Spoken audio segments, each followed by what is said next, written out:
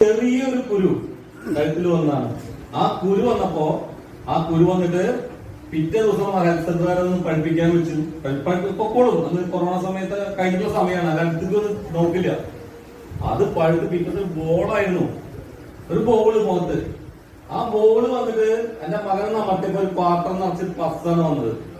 ഹോസ്പിറ്റലിൽ പോയപ്പോ ഹോസ്പിറ്റലുകാർ പറഞ്ഞു 3 കാര്യം ഉണ്ടാവും. ഒന്ന്, മരിക്കും, അല്ലെങ്കിൽ നിങ്ങൾക്ക് കോമലാവും, അല്ലെങ്കിൽ നിങ്ങൾക്ക് പാരലൈസ് ആവും. ഈ 3 കാര്യത്തില് അവര് ഞങ്ങൾ ചെയ്യുന്നില്ല, നിങ്ങൾ എവിടേക്കാச்சுം കൊണ്ടുപോകണം പറഞ്ഞു. ഞങ്ങൾ അത് അവസാനം നമ്മുടെ റെക്കമെൻഡ് ഒക്കെ ചെയ്തിട്ട് ഏത് മരിക്കാനാണെങ്കിലും തയ്യാറായിരുന്നു, അല്ലെങ്കിൽ 100% അല്ലെങ്കിൽ മരിക്കും, ഇതെന്തെങ്കിലും ചാൻസ് പാരലൈസെങ്കിലും കിട്ടാൻ സാധ്യത വെച്ചിട്ടാണ് ചെയ്തത്. അത് കഴിഞ്ഞിട്ട് എന്റെ ഫോട്ടോ ഡോക്ടർ സാർ കാണിച്ചു. 1.5 കൊല്ലാണ് കമന്ന് കിടന്നത്. വേദന എന്ന് പറഞ്ഞു കഴിഞ്ഞാൽ ജീവിതത്തിൽ അനുഭവിക്കാൻ ഇനിയില്ല. ഒരു ദിവസം രാത്രിയിൽ വേദന സഹിക്കാൻ വയ്യാണ്ട് തലര മുകളിൽ നിന്ന് കെട്ടിടത്തിന്റെ മുകളിൽ ചാടിയാണെന്ന് വരെ ആലോചിച്ചു. അത്രയും ഭയങ്കര വേദനയാണ്.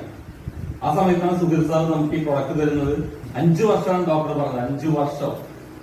5 വർഷം ഫിസിയോതെറാപ്പി ചെയ്താൽ കൈ കൊണ്ടു ഇങ്ങനെ ഒന്ന് വറക്കി കിടന്ന് കൈ കിടന്ന് ഇങ്ങനെ വറക്കും. ഒരു മൊബൈൽ എടുക്കാൻ പറ്റില്ല എനിക്ക്.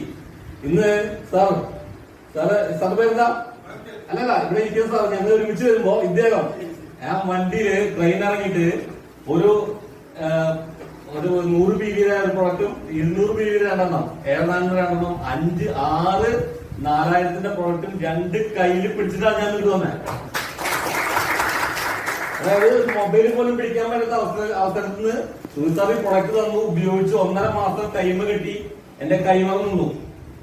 3.5 മാസം ആകുമ്പോഴേക്കും എന്റെ കൈ പൊന്തി. എനിക്ക് എന്താ പറയാ, ജീവിതം പൈസയുള്ള അവസ്ഥ നമ്മൾ കണ്ടിട്ടുണ്ട്, മരിച്ച അവസ്ഥ നമ്മൾ കണ്ട പോലെയായി.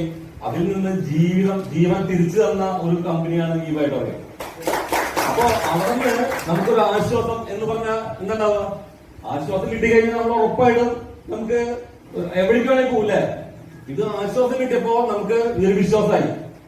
നമ്മൾ ആ വിശ്വാസം വെച്ചുകൊണ്ട് നമ്മള് സണ്ണി സാറിനോടും അവിടെ ജോൺസൺ സാറിനോടും സായി സാറിനോടൊക്കെ ഞാൻ ഇത് പറഞ്ഞു എന്റെ അവസ്ഥ പറഞ്ഞു.